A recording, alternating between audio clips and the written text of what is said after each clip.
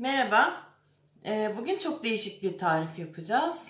Bugün iki renkli çorba yapacağız. Ben bunu yıllar önce bir yemek kursunda öğrenmiştim. Aslında iki ayrı çorba yapacağız. Birisi bezelye, birisi havuç çorbası olacak. Ve bunları aynı anda kaseye döktüğümüzde dik olarak birbirine karışmayan iki renkli bir çorba elde edeceğiz. Hem lezzetli, hem çocuklar için faydalı, hem de ilgi çekecek kadar güzel bir sunum olacak. Şimdi bana öncelikle et suyu ya da tavuk suyu lazım olacak. O yüzden işleme başlamadan önce ben tavuk kaynatacağım ve suyunu çorbada kullanacağım. Bu arada benim elimde konserve bezelye var. Aslında dondurulmuş ya da taze bezelye olursa daha yeşil çıkıyor çorbamız. Benimki konserve olduğu için yeşili birazcık daha mat bir renk olacak. Aklınızda olsun. Eğer bulabilirseniz dondurulmuş bezelye ya da taze bezelyeden yaparsanız daha iyi olur. Et suyum bir süredir kaynıyor, hazır olmak üzere. Bezelyelerimi de şimdi suya koydum, kaynatıyorum. Aslında 400 gram bezelyeden yapılacak. Ben konservenin tamamını attım içerisine. 800 gramı da. Yarısını soğanla soteleyip makineden çektikten sonra yarısını derin dondurucuda saklayacağım. Daha sonra bu yemeği yapmak istediğimde benim için hazır bir kısmı olacak çorbanın.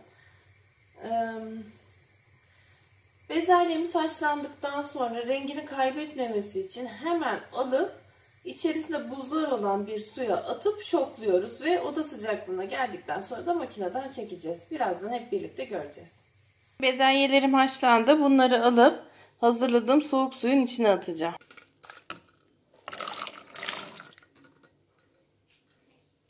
Soğuk suyun içinde buzlar da vardı. Daha yeni eridi. Yani donma sıcaklığına yakın. Gene de biraz daha bu buzdan da koyuyorum. Şimdi burada soğuk suyun içerisinde şoklanacaklar.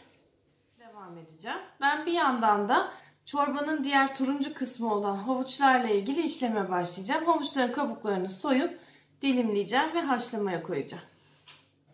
Havuçların kabuklarını soydum. Burada gördüğünüz havuç miktarı, yani 7 tane havuç tam 400 gram geliyor.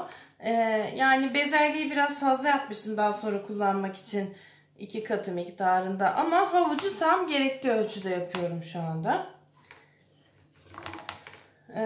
Havuçları bu şekilde dilimlemeye başlıyoruz.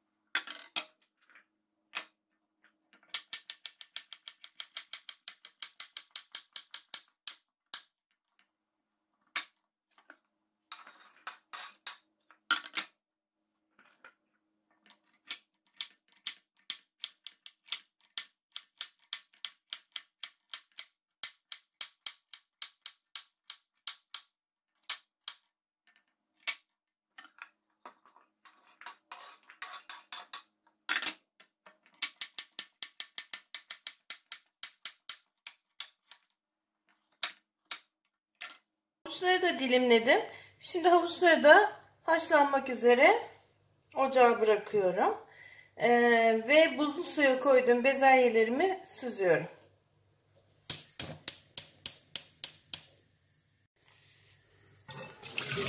Bezelyelerimiz de soğudu. Onları buzlu suya koymamızın amacı şoklamaktır, renklerini kaybetmesin diye. Bu çorbada çünkü sadece lezzet değil, görüntü de önemli bizim için ve yeşil renk çok önemli. Şimdi bezelyeleri süzdüm. Bir yandan da kullanacağım soğanları doğramaya başlayacağım. Soğanları doğrayacağız. Bu arada bu video vesile olsun. Bir ipucu vereyim. Soğanı doğrarken şu kısmını kaybetmezsek soğan dağılmıyor ve çok kolay doğruyoruz.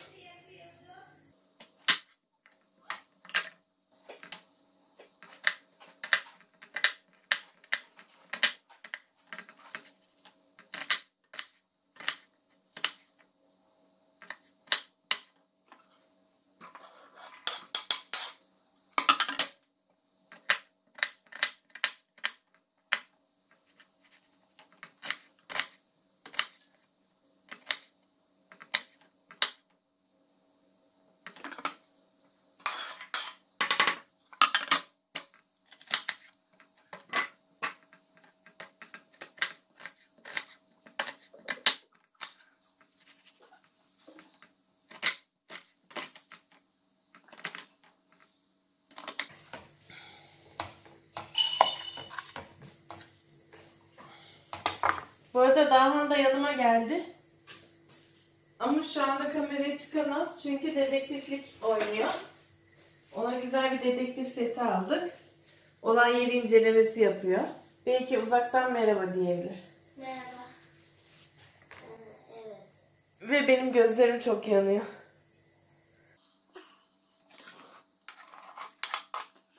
Şimdi bu doğradığım soğanlar 2 karışım içinde. Bunları paylaştırıyorum. Bezelyeyi biraz daha çok ölçü yaptığım için ona biraz daha çok koyuyorum. Evet. Şimdi soğanları pembeleşene kadar yağda soteleyeceğim. Pembeleştikten sonra bezelyelerimiz hazır. Bezelyeleri buna ekleyeceğim. Havuçlarımız hazır olduğunda da buna ekleyeceğim. Sebzeleri tereyağında soteliyoruz.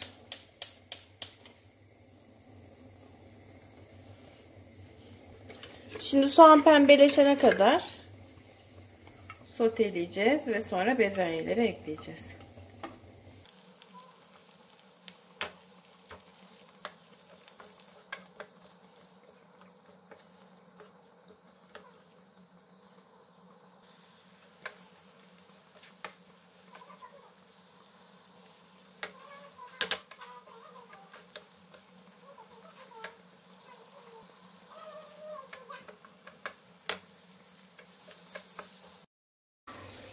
Soğanlar pembeleşti. Şimdi bezelyeleri ekliyorum.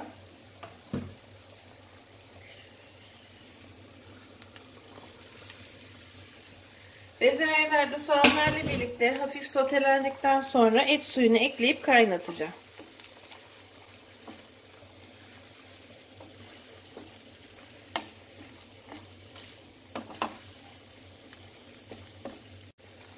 Şimdi hafifçe yağda soğanlarla birlikte bezelyeleri soteledim.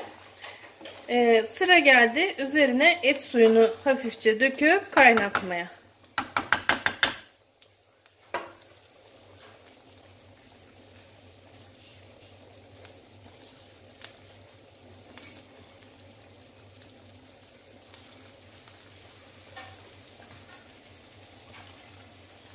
Çok fazla doldurmamak gerekiyor.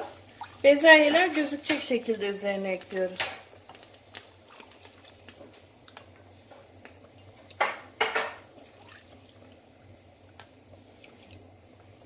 Ben de yanındayım şu anda. Evet, Dahan da bana yardım ediyor. Görüntüde olmasa da burada. Evet. Annem de oyunda yardım ediyor bana. Bir yandan da olay yeri inceliyor. Parmak izini aldı, ayak izini tespit etti. Şimdi robot resmi çizecek. Evet. Ve hemen kaynar haldeyken buz soğukluğundaki suyumun içerisine atıyorum. Tabii bunlar gelince suyun soğukluğu gidecek.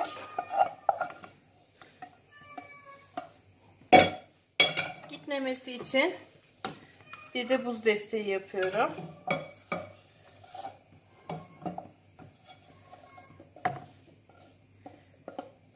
Ve bunları da şoklu olarak soğumak üzere bir kenara alıyorum. Havuçları şoklanmak üzere soğuk suyumuza koyduk. Şimdi bezelyemizde daha önce soğanla birlikte sotelediğimiz bezelyemizde et suyu ekleyip haşlamıştık, kaynatmıştık. Şimdi o da hazır. Bu karışımı blender'a koyacağım ve blender'dan geçireceğim.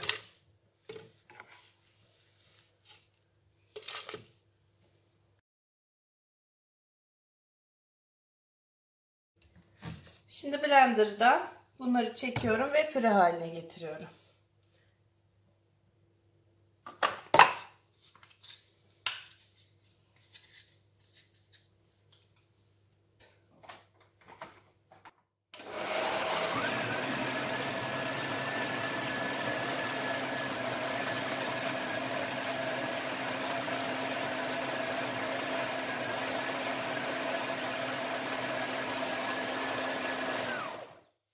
Evet, yeterli.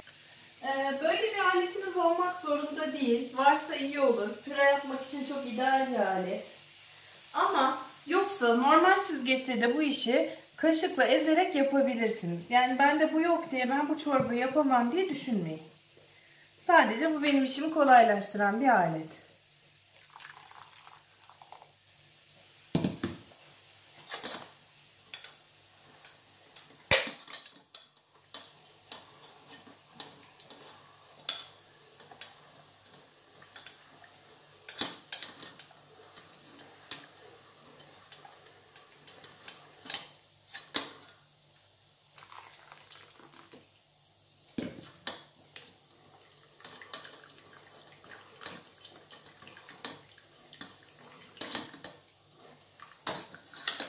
Şöyle yapsam daha kolay olacak benim için.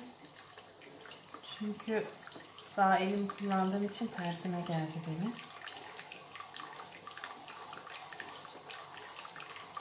Normalde de süzgeci koyup tahta kaşıkla eze eze bu işi yapabilirdiniz. Bu biraz daha çok ezebiliyor. Yani hiç fire vermeden güzelce süzmenizi sağlıyor. Farkı o.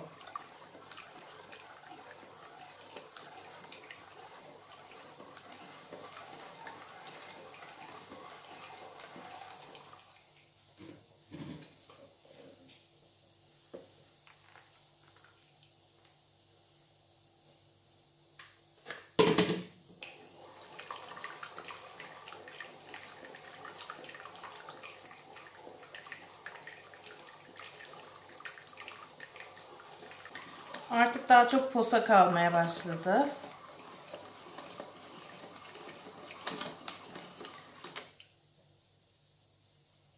Blender'ın dibinde kalanları da kaybetmemek için biraz et suyu döktüm içine ve tekrar boşaltıyorum.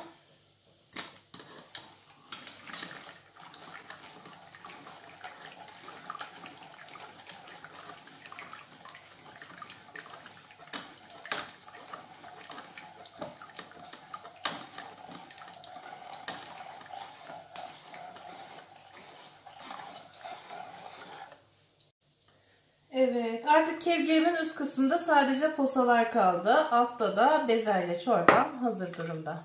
Şimdi aynı işlemleri havuç için yapacağız. Bu görmüş olduğunuz bezelye karışımı aslında iki renkli çorba yapmaya çalışmıyorsanız tek başına bezelye çorbası olarak içilebilir. Sadece tuzunu, karabiberini koyacaksınız. Havuçlarımı süzdüm. Pembeleşen soğanlarımın üzerine ekliyorum.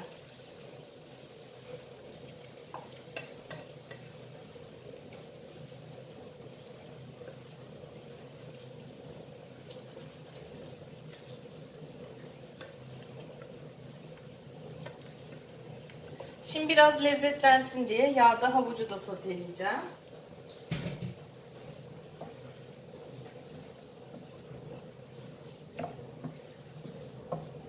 Bu çorbada tereyağı kullanıyoruz. Unutmayın. Lezzeti için önemli bir faktör.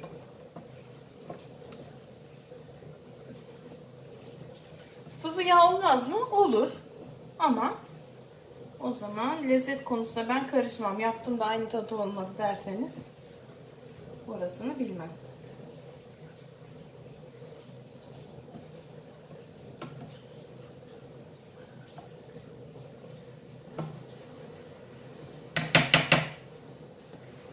Hafif soteleyeceğiz. Sonra da et suyunu ekleyip kaynatacağız.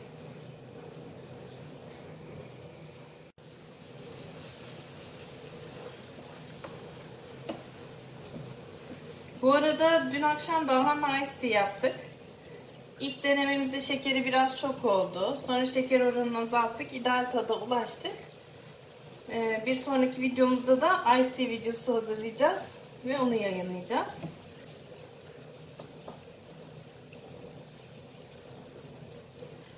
Evet, şimdi et suyunu ekliyorum.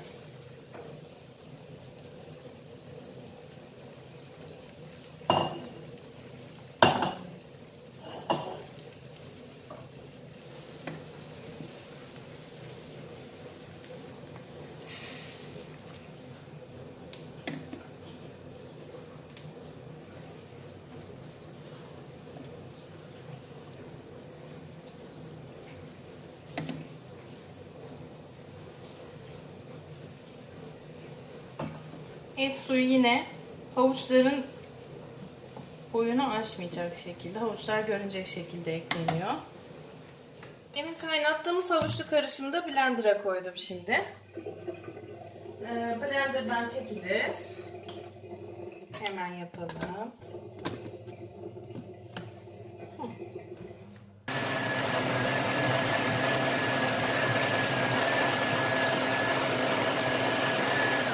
Şimdi havuçlu karışımı kaynatmıştık. Onu blenderdan çektik.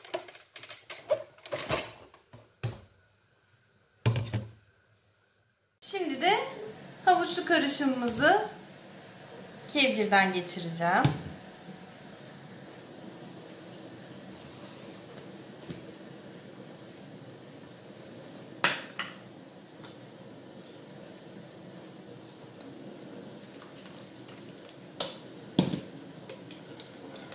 Bu karışım da başlı başına tuzunu, karabiberini koyduktan sonra bir çorba olabilir.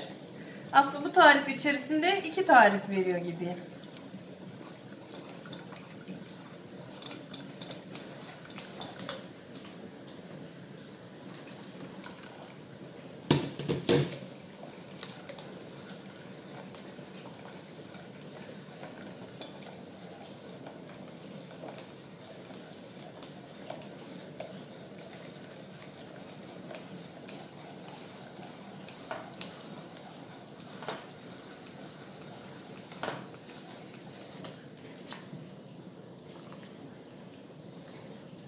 Blender'ın dibinde kalanlar ziyan olmasın diye et suyundan biraz blender'a ekliyorum.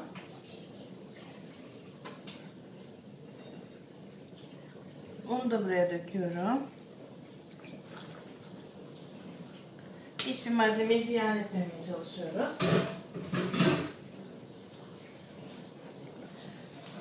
Ve kevgirden iyice geçiriyorum.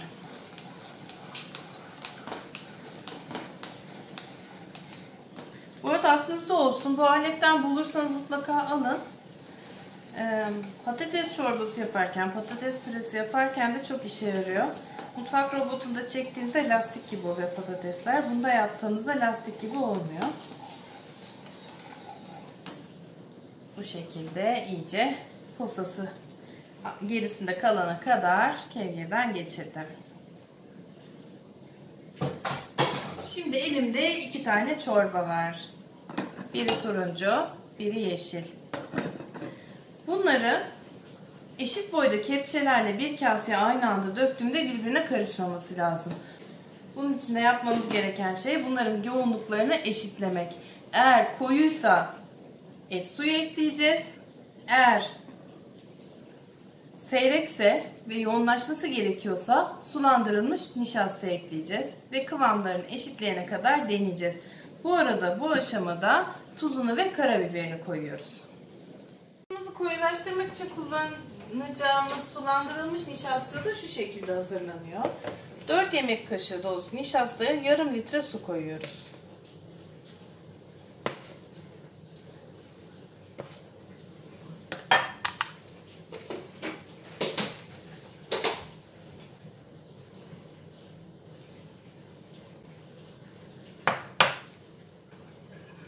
Nişasta suyun içinde eriyene kadar karıştırıyoruz.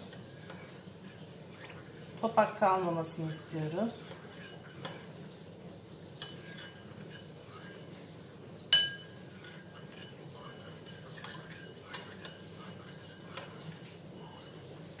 Bir tarafta et suyum var.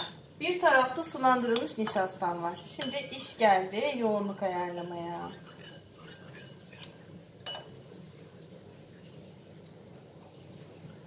Bu aşamada çorbamın tuzunu, karabiberini de koyuyorum bu arada.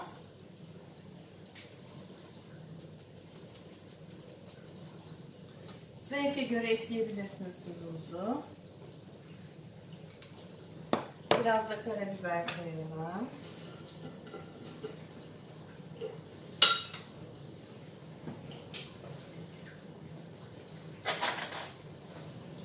Aslında beyaz biberiniz olursa ve onu karabiber çekeceğinde çekerseniz daha güzel.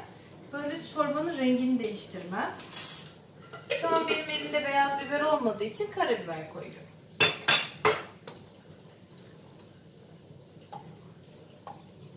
Beyaz biber genelde çekilmiş olarak satılmıyor. Tane olarak satılıyor. Toz beyaz biber daha güzel olur, aklınızda olsun. Şu an ben baktığımda tabağa dökmeden bile havuç karışımımın bezelyeye göre daha yoğun olduğunu görüyorum. O yüzden bezelye karışımıma yoğunlaşsın diye biraz sulandırılmış nişastadan koyuyorum.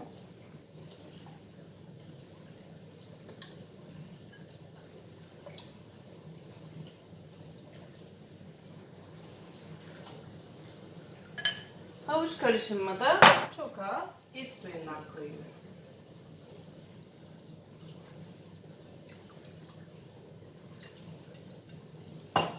İkisini de altını açıyorum bu arada.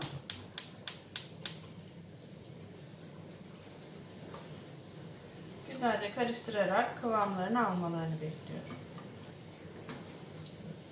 Şimdi ben bunları, aslında bu çorba kendini cam kasede çok güzel gösterecek.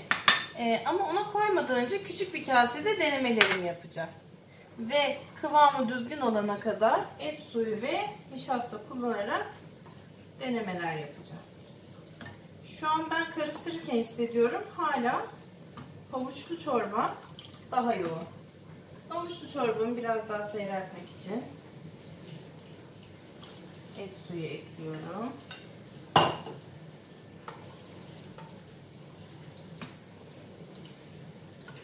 Bezelyeli çorbamı da yoğunlaştırmak için nişastalı suyumdan ekliyorum.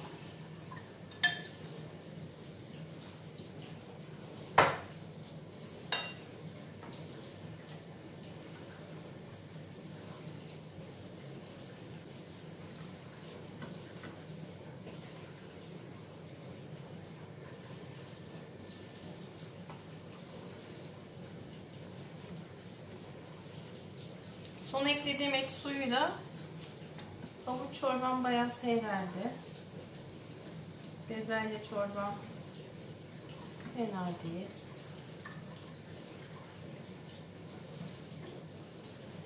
Şimdi bir deneme yapabiliriz belki.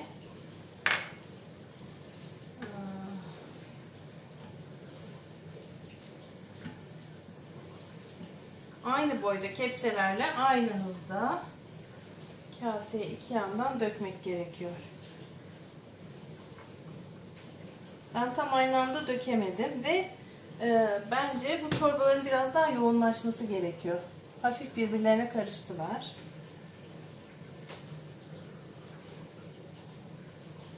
Yalnız tadı muhteşem.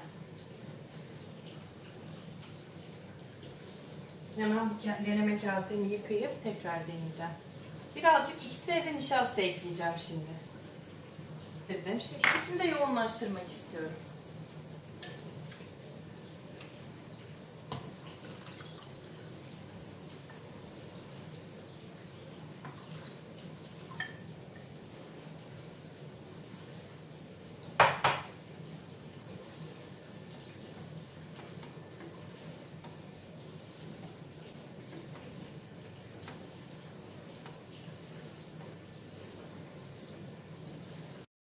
Kıvamları güzel koyulaştı gibi sanki.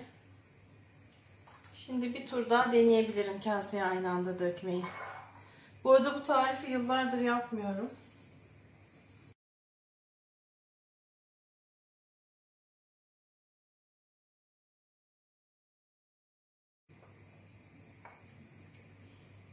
Evet, neredeyse karışmıyor gibiler ama tam dikine ayrık olması gerekiyor. Şu anda böyle dalgalı bir ayrım var. Biraz daha yoğunlaşana kadar kaynatacağım.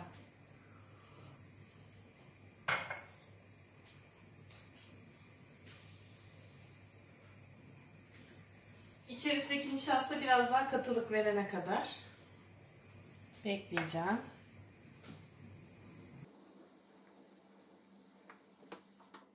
Sanki havuçlu çorbamız diye onu kaynatmayı durduracağım. Zaten çelik tencere. Diğeri biraz daha seyrek yine. Onun yoğunlaşmasını bekliyorum. Şimdi bir kez daha deniyorum. Yalnız bu sefer de sanki bezelye çorbam koyu oldu gibi. Bakalım.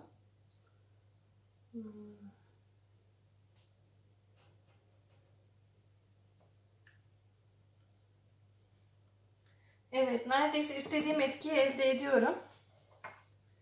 Şöyle göstereyim. Yalnız yapmam gereken havuç çorbasını koyulaştırmak bu sefer de. Şimdi umarım bu sefer iki renkli çorbayı karıştırmadan dökmeyi başaracağım.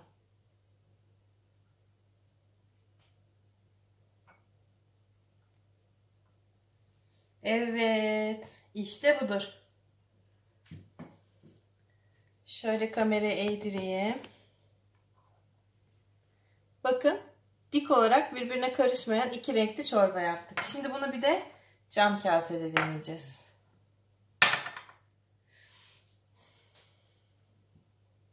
Ben de aynı boyda iki kepçe olmadığı için iki tahta kaşıkla yapıyorum mecburen. Kepçe olsa daha kolay aslında. Bir tane küçük kepçem var. Ondan iki tane olsa müthiş olurdu.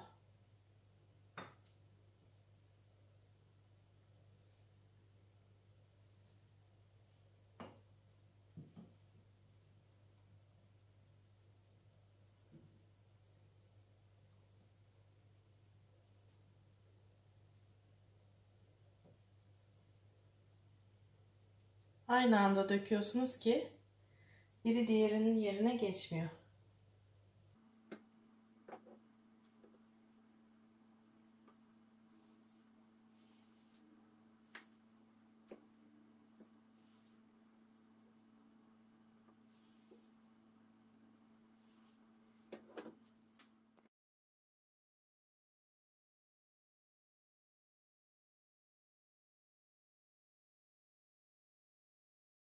İşte hem göze hem damağa hitap eden hem de son derece sağlıklı iki renkli çorbamız hazır.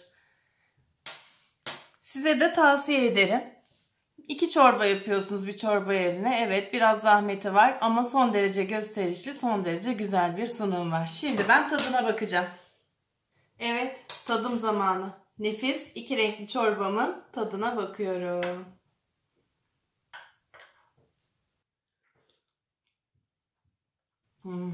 Nefis. Mutlaka deneyin. Ve videomuzu beğenmeyi, abone olmayı unutmayın. Hoşça kalın.